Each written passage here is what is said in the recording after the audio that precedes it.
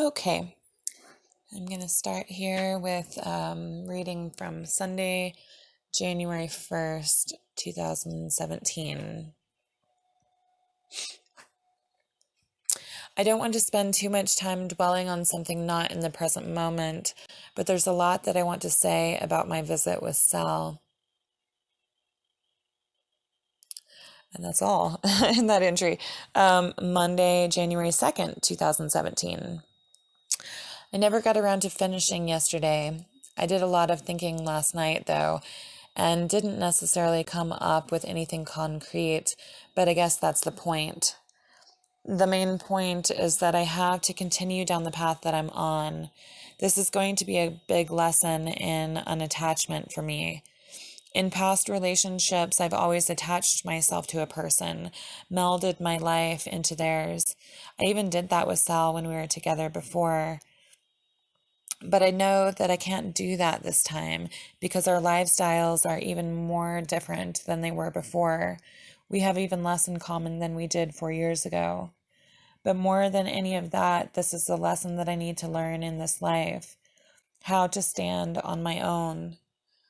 I'm doing that now, but it's easy when you're alone. The more difficult lesson is going to be how to stand on my own next to someone else. And I'm so excited for this next journey. It amazes me the way that my attitude has changed since I started on this spiritual journey. I have an excitement for life that I never had before, a curiosity, a zeal for the lessons and challenges too. I'm amazed as I watch things unfold. It seems as though just as I reach the point where I have integrated a lesson, the universe presents me with the next step, the next challenge. Anyway, I've got so much more to say, but I've got to get ready to go. We are leaving this morning for our trip home.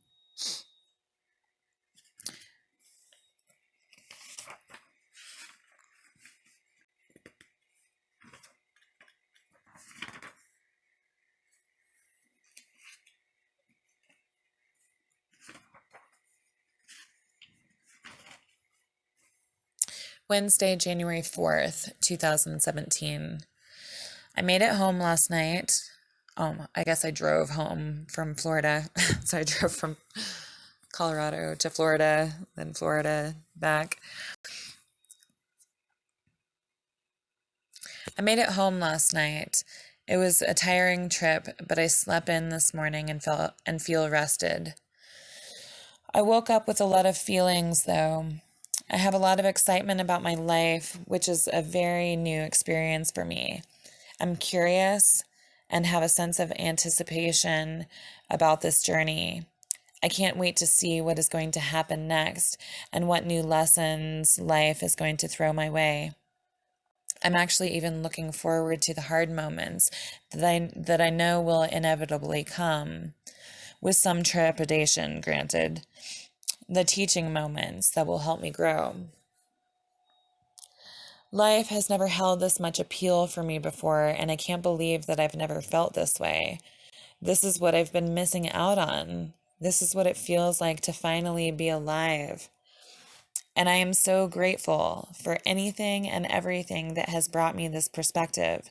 I'm so grateful to be here now. I'm so grateful for my life, for the chance to come to this earth and to have these experiences and learn and grow.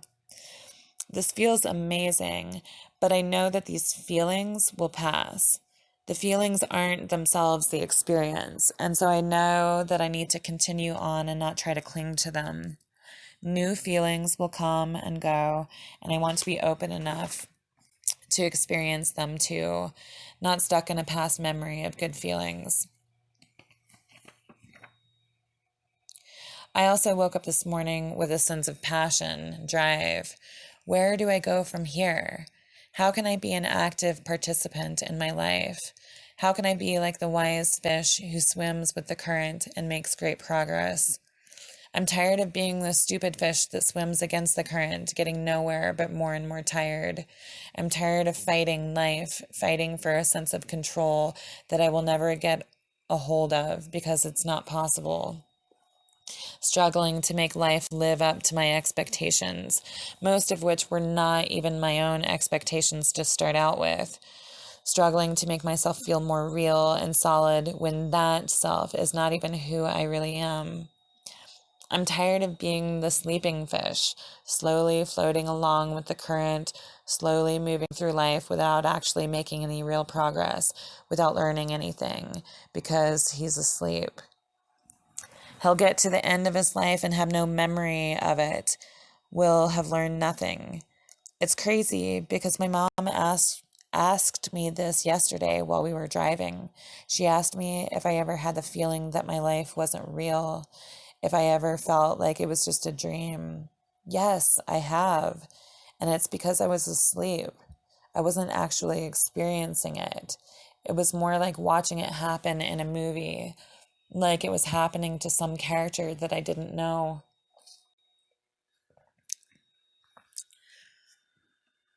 It didn't become a part of my it didn't become a part of myself because I didn't let it. I blocked it out. And therefore, I didn't get out of it what I was meant to.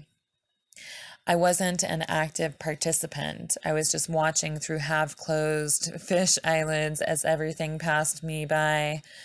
Life unfolded around me, but I didn't have the courage to wake up and be a part of it. Sometimes I would see things and have foggy, sloppy, sleepy thoughts like, oh, I want to do that. Oh, that would be nice. But I never had the courage to fully open my eyes and reach out and grab those things. I'd float along, dreaming about how nice it would be to do those things. And in my sleepy fish brain, I'd think that I was accomplishing something with all the dreaming and the planning.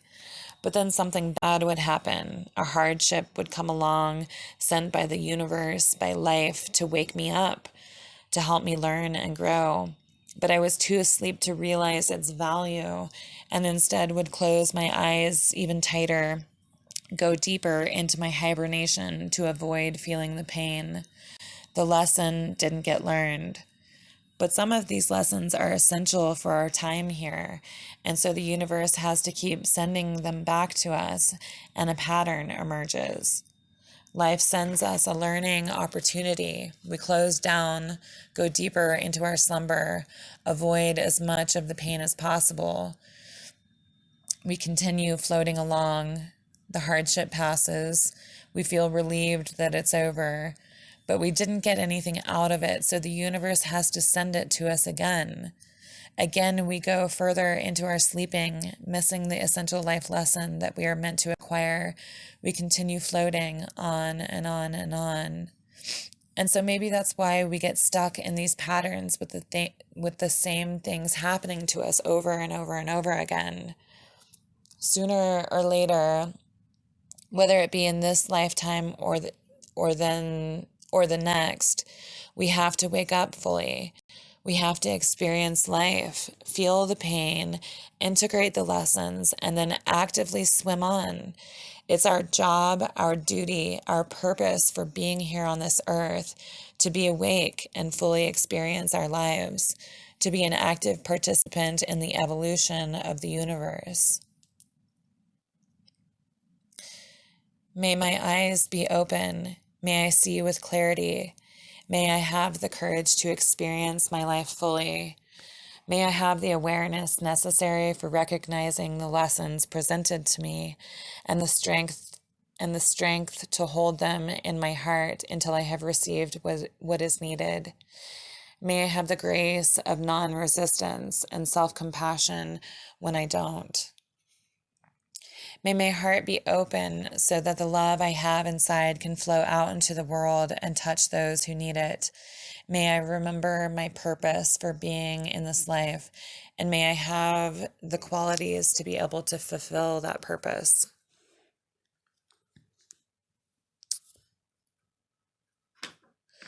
I didn't make an official New Year's resolution, mostly because there is so much that I am continually working on that I didn't feel the need to conform to that tradition.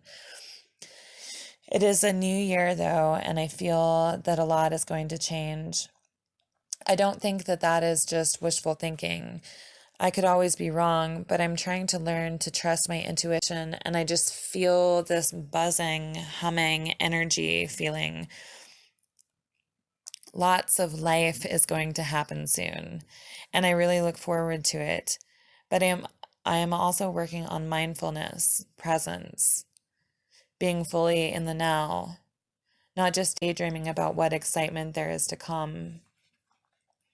I spent a lot of time on the drive thinking about Sal and all of the possibilities that could be coming. What is going to happen? Is he going to move to Colorado? What does that mean for me, for us? That's an old habit for me.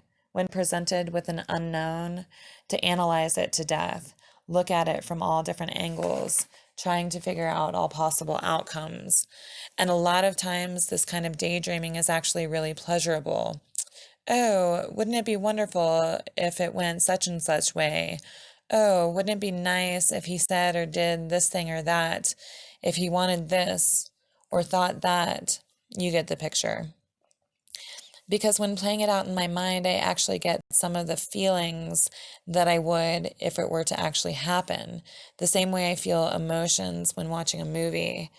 And part of me feels like I'm being proactive when I do this, that I have more control over the unknown because I've looked at all of the possible ways that it could go.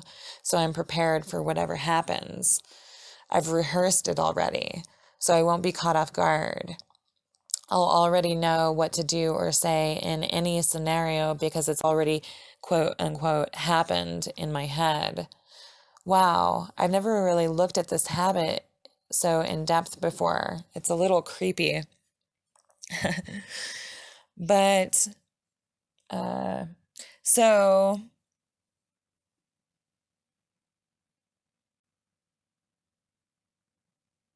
oh, that sentence doesn't make sense. Sorry.